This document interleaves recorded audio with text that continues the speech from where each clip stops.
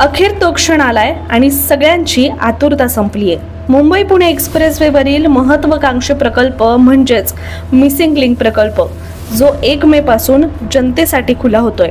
तब्बल 6,700 कोटींचा हा प्रकल्प साकारणं सोपं नव्हतं. यासाठी हजारो कर्मचाऱ्यांचे हात लागले असून ऊन वारा पाऊस दिवस रात्र करून त्यांनी मेहनत केली आहे.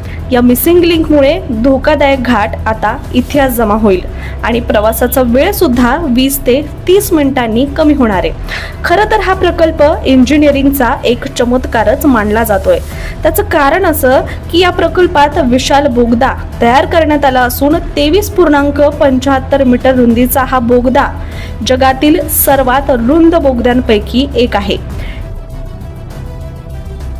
इतकंच नाही तर या प्रकल्पात टायगर व्हॅली ब्रिज, जो जमिनीपासून तब्बल 182 मीटर उंचीवर उभारण्यात आलाय आणि म्हणूनच या प्रकल्पाची नोंद गिनीज बुक ऑफ वर्ल्ड रेकॉर्डमध्ये सुद्धा आता करण्यात येणार आहे.